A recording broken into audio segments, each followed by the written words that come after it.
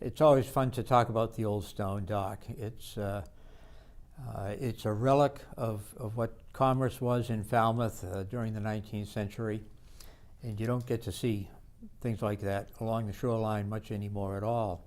In fact, if you were to go down to the shore today, there's a sign that says it's the kiddie pool. And for all the world, nobody has ever asked why you would build a kiddie pool out of granite blocks. But nevertheless, it's all been silted in. But in its day, and its day was 200 years ago, it was built in 1817 following a hurricane of 1815. Of course, they weren't called hurricanes then. It was the Great Gale of September 1815. There are 3 hurricanes that have really ravished through the New England area. It had lots of hurricanes, but the first one was in 1635 when Boston and the Pilgrims and the colonies were just getting started. The second one, the same power and magnitude, was the storm of 1815. And then the third one was a hurricane of 1938, which people are far more familiar with, and they see pictures of the destruction and so forth. But meteorologists will tell you that those 3 hurricanes were very similar in their track and their speed. They came up the coast with a speed of 100 miles an hour. They were blowing 100-mile-per-hour winds, and they just destroyed everything in their path. Prior to 1817, then, this old stone dock, there was a dock that was made out of wood. And we think it was built in 1805, and it would have been built out of palmetto logs, which is basically a palm tree. Obviously no palm trees growing around Falmouth, so once again a surmise is that probably Captain Swift brought them up as part of his live oak adventures, going and getting wood down out of the Carolinas and into Florida. And so he probably brought these very resilient palmetto logs up to Falmouth. There's not much that will verify that there was a dock prior to this, but it seems logical that that was a landing place of some sort. It was the scene of the British invasion or attempted invasion in January of 1779 during the American Revolution. They were repulsed, they never landed. They did shoot musket balls at us, and they weren't too happy with us, but they weren't able to land. And the second time was in 1814, towards the end of the War of 1812, where once again the British came and tried to come ashore. They were repulsed again by our cannons. So it would seem that there was probably some kind of a landing area in that site prior to the old stone dock itself. The other reason why you'd think that was probably true is because that's where Falmouth was settled. When the proprietors, as they're called here, they're called by different names, but they're the folks who basically bought the land from the tribes, the indigenous tribes, Wampanoags and Nauset Indians, which was a sub-tribe of the Wampanoags. And the proprietors here started in Barnstable and came down. We don't know whether they came down by boat or by walking, but if you look down down at the beach area today, you'll see what Jim Lloyd of the Historical Department likes to call Falmouth Rock. He said Plymouth has their Plymouth Rock, we have our Falmouth Rock. We have a rock that says these are the proprietors. They landed here in 1660 and so forth, and founded the town. Well, the tribe had been here first, obviously. They came down, and we followed a lot of the Indian trails to be here. And it makes sense because that area of Surf Drive Beach opens onto Vineyard Sound, and then it has Sitter's Pond, which is freshwater pond, named after Consider Hatch, one of the original proprietors, is on the one side, and on the other side is Salt Pond, which is salt water, and oysters are plenty and that sort of thing. So there they were between freshwater and salt water and the Sound, so it was a perfect location for commerce and just for survival. You had the fish, lots of alewives, the herring run is right there, which is brackish water coming in from the Sound and going up towards Sitter's Pond. So it's a perfect area to start the town. A lot of people, are used to seeing towns that are started from the center and they move outward, because that's how the railroads did it. When railroads were built and they'd go along, and every 100 miles, whatever the distance would be, they'd make the town grow right from the depot and go outward concentric circles. For us, it was different, and it was different for almost 100 years. The commerce was coming off of the Surf Drive Beach area, and the main area to move was right up Mill Road, where the current Mill Road goes between the salt pond and the freshwater pond, and on up. So the green was actually founded in 1749. So here we are at 1660, and then 1749, about 80, 90 years later, before they got up to the green. So the center of commerce then was right there on the beach. So this hurricane comes along and destroys everything that was wooden, and through natural erosion, you can imagine the other wooden piers probably gave way as the ships became larger, or the elements took their toll on a wooden pier. So long about 1817, then they say, hey, what we really need to do is build this thing to last. And I should probably just say, at that point, as I talked about the progression of the town, it goes up, so it took 80 years to get to the green, and then it started heading to the east. It started heading back down towards Barnstable, down Main Street. And after a certain point, they realized that so far the only road to get to the dock was down Mill Road. So here they are now, they're up at Locust, they're going down Main Street, and they're getting further and further away. So in 1800, just a few years before the stone dock was built, but in 1800, the townsfolk got together and said, what we really need to do is go from this point, which was right where Barbo's Furniture is right now, and go straight down to the pier. And that's why if you look at Shore Street, it's 0.8 of a mile long, it's straight as an arrow, and its objective was to get people from Main Street to the dock. That's what it was all about. So after this great gale of September goes blowing through, the townsfolk got together and built this granite block. Now, the way that's built is they imported, and there's some question as to exactly what those granite blocks are. I like to think that they're Falmouth granite underneath it all, but of course after a couple hundred years they're all black and covered with seaweed and so forth, so it's really kind of hard to distinguish the origin of all those granite blocks. But the point of it was they would build a line, which you see right now actually, of granite blocks, and then they built the dock, the actual docking area, right over it. So it's the same palmetto logs, it's the same planks, it's the same everything that you're used to seeing when you think of a pier. But this time they put the blocks in there so that it would be, it would sort of lend some extra support to the piers themselves, and the structure of the pier, of the wharf. So that's what it is. Over time, all that wooden part, washed away again, but the granite blocks remain. So why wasn't it maintained? It wasn't maintained because as time went on, so that was built in 1815. The gale was 1815, the dock was built in 1817, and things were going along fine, but it was about that time as the railroad came to town, and the railroad starts coming down from Boston and so forth. The old stone dock is at least a mile away from the railroad station, and it just didn't work. You couldn't send freight down on a train and get it to the pier in any efficient manner.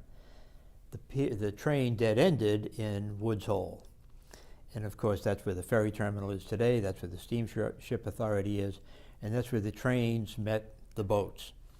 So commerce went there. Also, it's a much deeper harbor in Woods Hole than it is off of Surf Drive Beach. So the question then became, so what happens now? It was a stone dock. It was made for commerce. There were whaling ships that went there. Its primary function was packet ships. And by packets, those would be ships that would sail when you had the cargo. They didn't necessarily go on a schedule. You'd bring down your goods to be freighted up to Boston or down to New York, and every port in between, all down across the Martha's Vineyard and over to New Bedford and Fall River and so forth. All those ports between Boston and Falmouth and New York were the frequent markets for our strawberries, the eels, the salt hay, cranberries, and so forth. That was the main commerce, forestry and so forth. Incoming timbers as well, and since the Swifts were big in that type of a trade, they would bring their goods up and bring them to Falmouth. The Sarah Herrick is a whale ship that was registered or said to be brought into the Falmouth dock, so that's how we know that there were whaling ships there as well. But after the commerce now ends up in Woods Hole, the dock started to become more available to people, and it didn't have the upkeep that it did. Boats used to be able to sail right inside of it. Now that won't happen. The Book of Falmouth mentions a black who had a mail route. He would sail to the Yellowstone dock with mail for Vineyard Sound. Is that accurate? I can bet it is. I don't know for sure, but yeah, that would be the type of commerce that you would find coming out of the dock. And the heavy stuff would end up going down towards Woods Hole. But that type of mail run or milk run type of a run over to the Vineyard and out to Nantucket and down to Cuttyhunk, that would have been the daily commerce going from the old stone dock. When the railroad came in then and went down there, they said they needed someplace else for a dock, for a harbor. And that's when the inner harbor was created. And that's why you'll still see references on charts, and when people talk, sometimes they'll talk about the inner harbor. Well, that would be sort of old-time talk, because most people now talk about the harbor, and they think of the Flying Bridge restaurant and the commerce that goes on. But it was never heavy commerce. If you look at it, you say, well, this used to be, the old stone dock used to handle hogsheads of produce and fresh cut vegetables and so forth. There was never anything like that in Falmouth Harbor. All that had gone to Woods Hole. So Falmouth Harbor really became, they dredged out. If you take a look and you wonder why in the world Clinton Avenue is stopped so abruptly at the Clam Shack and then resumes over in front of the Falmouth Yacht Club, that was a road. It had been cut off. It was a pond of its own. It was Deacon's Pond. And when it was dredged out, it created an inner harbor. And over the years, that had been improved and so forth. But that was in 1908 that the inner harbor opened up.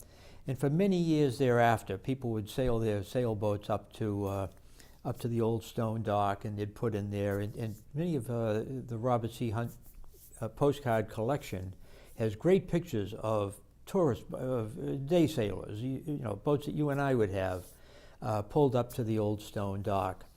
And it's featured right there.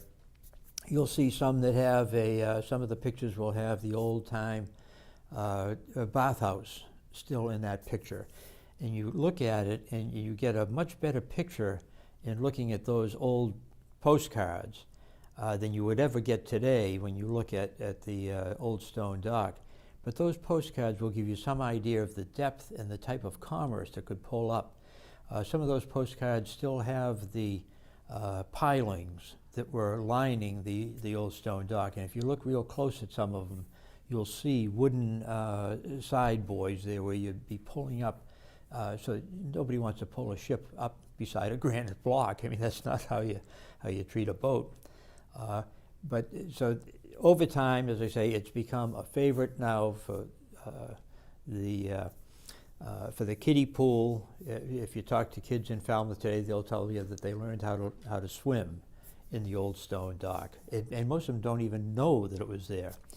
A neighbor of ours, Jim Crossan, started the Old Stone Dock Association up in the 1970s and really brought a lot of history with it and brought a lot of attention to this relic. It's a monument to Falmouth to have that here. And there's very few towns who can point to something on the waterfront and say that was here 200 years ago. So the Old Stone Dock Association has really worked to preserve that heritage and that type of history. The other place where you'll find a reference to it is on the, there's a big boulder with a plaque on it and with an anchor atop it, right at the end of Mill Road, right where Mill Road turns onto Locust. And if you take a look at that, you'll see that that was a monument dedicated to the seafarers in 1908.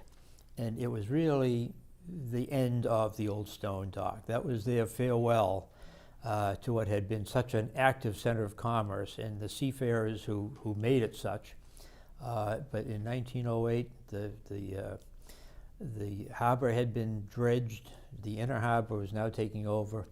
And over time, people started bringing their boats into the inner harbor, and the Old Stone Dock became the Old Stone Dock. And was there a windmill? A windmill and an attempt to manufacture, was it a product glass?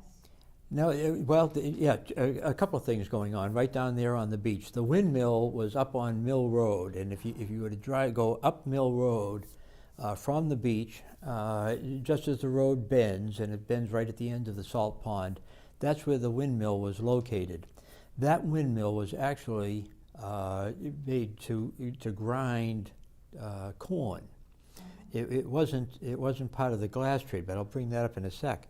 That was a grinding mill, and I know that because Bill Swift told me. And if anybody knows anything about the town of Falmouth, it's Bill Swift, and he used to live right down there. So that's where the windmill was. Now there were many windmills along the shoreline of Surf Drive Beach. The point of them was to bring in salt water. They would go out into the sound and suck up the water, bring it up and put it into great big vats, typically about 10 feet by 10 feet, and they'd put water in it probably about 18 inches deep.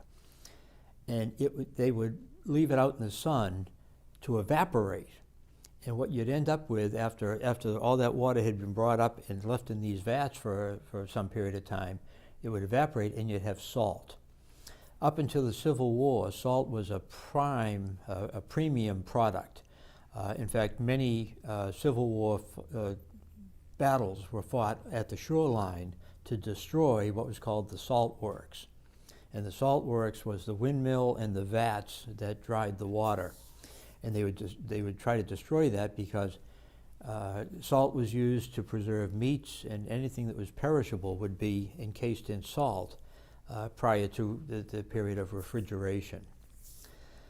The glass company was because of the sand. And they would use the furnaces to heat that sand up and get the silicone. And yes, that would have been located at the corner of Shore Street.